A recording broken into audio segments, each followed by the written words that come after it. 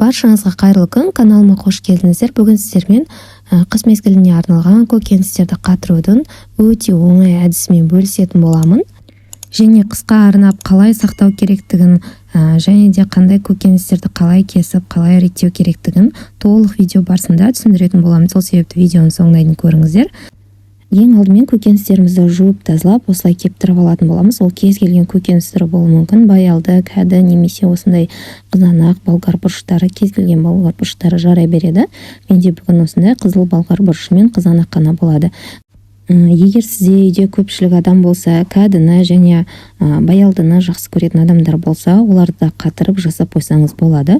Ол үшін оларды дәл осылай жуып, кептіріп, қалауыңызша қандай тағам жасайсыз, соған қарай турап, осылай мен қатырғандай қатырып алсаңыз болады. Мен бүгін голубцаға арнап болгар бұрышын қатырмаймын, оны кейінірек жасайтын боламын. Тек сіздерге қалай қатыруға болатындығын туралы видеода көрсетіп жіберетін боламын. Осылай іштерін жақсылап тазалап, бір-біріне көлеміне қарай кигіздіріп, осылай бірнеше жасыл, қызыл түстерінен араластырып, пакеттерге салып қатырып қойсаңыздар болады. Ешқандай да жабысып қалмайды және де ешқандай да бүлініп кетпейді. Төбелерін осылай тастамай, тазалап, жасылын ғана тастап, қалған бөлшектерін осылай майдалап турап, подливке арналған қазір тағы да турайтын боламыз. Солармен бірге қосып жіберіп қатырып қойсаңыз болады.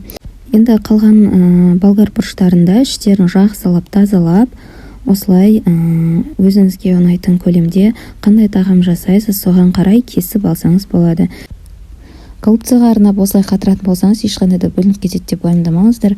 Тек салмасын дайындап болғаннан кейін ғана мұздатқыштан шығарып, бірден ішіне салмасын салып, қайнап тұрған сорпаға тастайтын болсаңыз, ешқандай да бүлініп кетпейді. Сол күйінде жаздағыдай өте дәмді, керемет голубцалар болып шығады.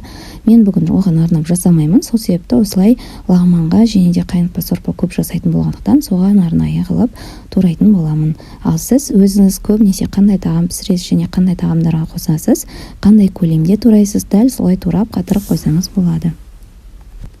Қалғандарын мен осылай майда етіп турадым. Менде кішкентай балдар болғандықтан көбінесе осылай жеп қою үшін майда етіп турап, осылай қатырып қоямын. Сіздер қалауларыңызша тағамдарыңызға қалай қосасыз, дәл солай етіп турап алыңыздар. Енді кезекте қызанақтарымызды қыс мезгілінде қандай тағамдар жасаймыз, соған қарай арнайы кесіп алатын боламыз.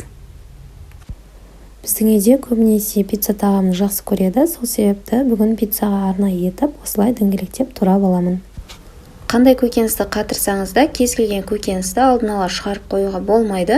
Бірден осылай духовкаға немесе қазанға тастайтын кезде шығарып қолдансаңыз, онда ешқандай да бүлініп кетпейді. Пиццаға да дәл солай духовкаға салатын кезде бірден шығарып, пиццаңыздың беттеріне қойып, қамырдың үстіне қойып, үстінен жаңағыдай духовкаға бірден салып, кейін сырын салып алсаңыз, ешқандай да бүлініп жаман болып кетпейді. Басқа көкөністерде дәл солай. Мен бүгінше осылай пиццаға және де подливка қосатындай етіп турап алып қатырып қоятын боламын. Енді мұздатқышқа қатырудың әдістері әркім әртүрлі қолданады. Кейбіреулер ыдысқа, доскаға қатырып жатады. Меніңше ең оңай, ең жеңіл әдіс өзінің мұздатқыштың осындай бір ыдысын алып, босатып, соған пергамент қағазын немесе қапшық пакетиктерді қолдансаңыздар болады. Пакеттерді астына қойып, осылай бір-біріне жабыспайтындай етіп қоя отырып, қойып шықсаңыз, ешқандай да жабысып қалмай, бөлек-бөлек болып шығатын болады. Ең бастысы ара қашықтықтарын сақтасаңыз, бірін үстіне бірін қоймай, осылай арасына пергамент қағазын немесе қапшықты қоя отырып, бір келкі етіп салып шықсаңыз, онда ешқандай да жабыспайтын, арасы бірден ашылатын, өте жеңіл қолдануға болатын мұздатылған көкөністер болып шығады. Міндетті түрде осы әдісті қолданып қатырып көрсеңіздер болады. Өте ыңғайлы, өте жеңіл, әрі көп орында қажет етпейді. Осылай салып болғаннан кейін мен осындай қалған қызанақтарымды шамал контейнерге арасын бөліп, шамал бір тағамға қосатындай етіп қатырып алдым. Бұндай майда етіп туралған қызанақтардың суы көп шығатын болғандықтан осылай арасын ашып, әр тағамға қосатындай ыңғайлы етіп қатырғаныңыз дұрыс болады. Енді барлығын осылай мұздатқышқа салып, шамамен бір күнге қатырып алсаңыздар, өте жақсы болып қатып шығады. Немесе бір түнге қалдырсаңыздар, шамамен 7-8 сағат тұрса жеткілікті болады. Байқасаңыздар, көкөністеріміз өте жақсы болып қатып шықты. Ешқандай да жабысып тұрған жоқ. Бір-бірінен жақсы ажыратылады. Қыстың күні шетінен алып қолданатын болсаңыз, өте ыңғайлы болады. Осылай мен контейнерге салып қолдандым. Пакеттерге де салуға болады, және де осындай арнайы пакеттері болады, дүкендерде сатылады, супермаркеттерден көрсеңіздер болады. Мұздатуға арналған осындай арнайы пакеттер болады. Сондайға салып қатырсаңыз да болады, немесе жай ғана пакеттерге салып, аузын мықтап жауып, магазинтерге қатырып тастасаңыз болады. Ең бастысы аузын жақсылап бекіту керек. Ішіне ауа кіріп, мұздатқыштың егерде дәмі болатын болса, иісі болатын болса, қандайда сол сынып кетпес үшін осылай жақсылап ауасын шығарып, аузын мықтап бекітіп қойсаңыздар болады. Егер де осындай пакет алмаған болсаңыз, әлі қолданып көрмеген болсаңыз, өте ыңғайлы, міндетті түрде алуға кеңес беремін. Себебі қыстың күні бір рет қолданғаннан кейін келесі жылы тағы да жуып, қайтадан тазалап кептіріп, мұқият жинап қоятын болсаңыз, келер жылға тағы да қатыра беруге болады.